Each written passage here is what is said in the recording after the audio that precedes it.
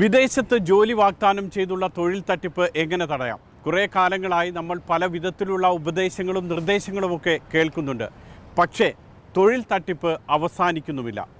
ഇപ്പോഴത്തെ തൊഴിൽ തട്ടിപ്പിന് മറ്റൊരു പ്രത്യേകത കൂടിയുണ്ട്. വിദ്യാസമ്പന്നരാണ് ഇപ്പോൾ തട്ടിപ്പിന് ഇരയാകുന്നത്.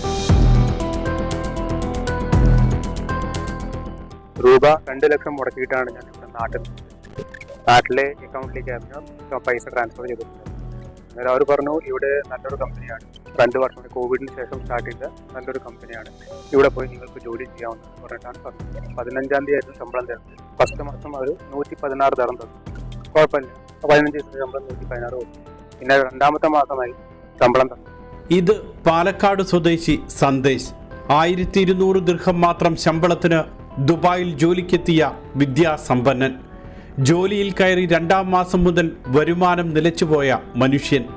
ഈ പാർക്കിനകത്ത് തന്നെ ഞാൻ 1-2 ആഴ്ച ഒന്നും കഴിക്കാതെ, ഭക്ഷണം കഴിക്കാതെ കടന്ന് അലഞ്ഞിട്ടുണ്ട്. KMCC-കാരായിരുന്നു എന്നെ ഹെൽപ്പ് ചെയ്തത്. അവരാണ് ഇപ്പോൾ അക്കോമഡേഷൻ. കൊച്ചിയിലെ ഒരു ഏജന്റിന് 2 ലക്ഷത്തോളം രൂപ കൊടുത്താണ് പാലക്കാടുകാരൻ സന്ദേശ് ദുബായിലെത്തിയത്. ശമ്പളം ശരാശരി 27,000 രൂപ. 4 മാസത്തെ ദുബായ് വാസത്തിന് ശേഷം കുറെ നല്ല മനുഷ്യരുടെ ഇടപെടൽ മൂലം സന്ദേശ് കഴിഞ്ഞ ദിവസം നാട്ടിലേക്ക് മടങ്ങി. മുംബൈയിലടക്കം ജോലി ചെയ്ത് പരിചയമുള്ള സന്ദേശ് ഒരു ഉദാഹരണം മാത്രം. കേന്ദ്ര വിദേശകാര്യ മന്ത്രാലയം അംഗീകരിച്ച അംഗീകൃത റിക്രൂട്ടിംഗ് ഏജൻസികൾ വഴി മാത്രമേ കുടിയേറ്റം നടത്താവൂ. ഇതാണ് ആദ്യത്തെ കാര്യം. രണ്ടാമതായിട്ടുള്ളത്, കുടിയേറ്റത്തിന് ശ്രമിക്കുമ്പോൾ ആദ്യം തൊഴിൽ ദാതാവിനെ പറ്റി വ്യക്തമായ ധാരണ ഉണ്ടായിരിക്കണം. അതുകൊണ്ടാണ് നമുക്ക് ഒരു ഓഫർ ലെറ്റർ ഉണ്ടായിരിക്കണം, ഒരു എംപ്ലോയ്മെൻറ്റ് കോൺട്രാക്റ്റ് ഉണ്ടായിരിക്കണം എന്ന് നമ്മൾ നിഷ്കർഷിക്കണം കുടിയേറ്റത്തിന് പോകുന്നതിന് മുമ്പ്. ഇത്തരം ജാഗ്രത വേണമെന്ന് നോർക്ക റൂട്ട്സും സർക്കാർ ഏജൻസികളും നിരന്തരം ഓർമ്മപ്പെടുത്താറുണ്ട്. പക്ഷേ അറിവുള്ളവർ തന്നെ അവഗണിക്കും. ഇതാണ് പ്രതിസന്ധിയുടെ ആഴം കൂട്ടുന്നത്. റിക്രൂട്ടിംഗ് ഏജൻസികളുടെ തട്ടിപ്പ് തടയാനാണ് ഓപ്പറേഷൻ ശുഭയാത്ര 2002 തുടങ്ങിയത്. നോർക്കയും കേരള പോലീസും ഇമിഗ്രേഷൻ വകുപ്പും ചേർന്നുള്ള സംരംഭം. ഈ ഓപ്പറേഷൻ ശുഭയാത്രയുടെ ഭാഗമായിട്ട് തന്നെ പോലീസ് ഡിപ്പാർട്ട്മെൻറ്റും പ്രൊട്ടക്ടർ ഓഫ് ഇമിഗ്രൻറ്റും ചേർന്ന് ജോയിൻ്റ്ലി പല റെയ്ഡ് വരെ നടത്തിയിട്ടുണ്ട്. ഇല്ലീഗൽ ഏജൻസീസിനെ നമ്മൾ അറസ്റ്റ് ചെയ്യുകയോ ചെയ്തിട്ടുണ്ട്, FIR രജിസ്റ്റർ ചെയ്തിട്ടുണ്ട്. പിന്നെ നമുക്ക് പല കംപ്ലയിൻസും ഇമെയിലിൽ വരാറുണ്ട്. വിദേശത്ത് പോകുന്ന എമിഗ്രൻസിൻ്റെ ഭാഗത്തുനിന്നും അവർക്ക് ചതികുതിപ്പെട്ട ആൾക്കാർ നമുക്ക് കംപ്ലയിൻസ് വരുന്നുണ്ട്. അതിനെ ബേസ് ചെയ്തിട്ട് നമ്മൾ അപ്പം ആക്ഷൻ എടുക്കും. തൊഴിലിനെക്കുറിച്ചും തൊഴിൽ ദാതാവിനെക്കുറിച്ചും കൃത്യമായ വിവരങ്ങൾ ശേഖരിച്ച ശേഷം മാത്രം വിദേശ തൊഴിൽ തിരഞ്ഞെടുക്കുക എന്നതാണ് തട്ടിപ്പ് തടയാനുള്ള ആദ്യ മാർഗം.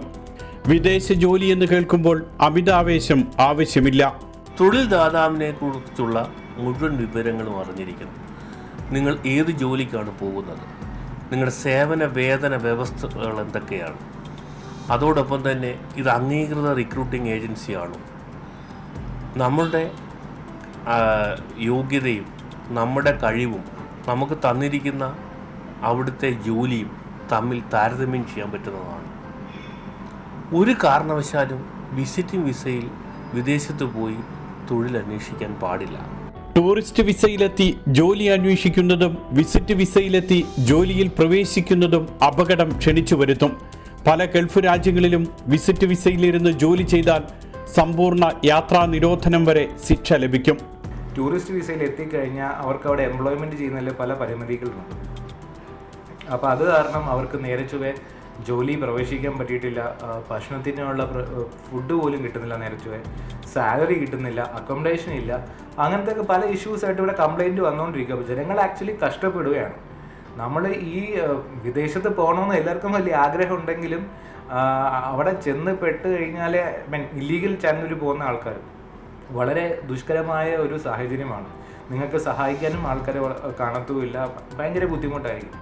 വിദേശത്തേക്ക് പോകുന്നതിന് മുൻപ് നോർക്ക റൂട്ട്സിൽ രജിസ്റ്റർ ചെയ്യുകയും വിവരങ്ങൾ കൈമാറുകയും ചെയ്യുന്നത് തട്ടിപ്പ് തടയാനും തട്ടിപ്പിനിരയായാൽ തുടർ നടപടി സ്വീകരിക്കാനും സഹായിക്കും. ഓപ്പറേഷൻ ശുഭയാത്രയ്ക്കൊപ്പമാണ് തട്ടിപ്പിനെക്കുറിച്ച് നോർക്കയിൽ വിവരങ്ങൾ അറിയിക്കാനുള്ള ടോൾ ഫ്രീ നമ്പർ അടക്കമുള്ള സംവിധാനങ്ങൾ. വിദേശ മന്ത്രാലയത്തിൻ്റെ അതത് രാജ്യങ്ങളിലുള്ള ഇന്ത്യൻ എംബസി മുഖാന്തരം നമ്മൾ നടപടികൾ അതിവേഗം തന്നെ എടുക്കുന്നുണ്ട്. അതോടൊപ്പം തന്നെ കേരളത്തിൽ വലിയ രീതിയിലുള്ള ദൃശ്യമാധ്യമങ്ങൾ വഴിയും അതുപോലെ സാധ്യമായ എല്ലാ വാർത്താമാധ്യമങ്ങൾ വഴിയും നമ്മൾ ഈ കുടിയേറ്റത്തിനെ പറ്റിയുള്ള അല്ലെങ്കിൽ കുടിയേറ്റത്തിന് തയ്യാറെടുക്കുന്നതിന് വേണ്ടിയുള്ള നിർദ്ദേശങ്ങൾ നമ്മൾ വ്യക്തമായിട്ട് നമ്മൾ പ്രചരിപ്പിച്ചുകൊണ്ടിരിക്കുകയാണ്. ഇതൊക്കെയാണെങ്കിലും ഓർക്കുക, വഞ്ചിതരാകാതിരിക്കാൻ ആദ്യം ശ്രദ്ധിക്കേണ്ടതും ശ്രമിക്കേണ്ടതും നമ്മൾ തന്നെയാണ്. കൃത്യമായ വിവരങ്ങളും വഴികളും മനസ്സിലാക്കി പ്രവർത്തിക്കുക. തട്ടിപ്പ് ഒരു തൊഴിലായി കാണുന്നവരുടെ ഇടയിൽ അതിനെ അതിജീവിച്ചാണ് നാം തൊഴിൽ കണ്ടെത്തി ജീവിതം പടുത്തുയർത്തേണ്ടത്.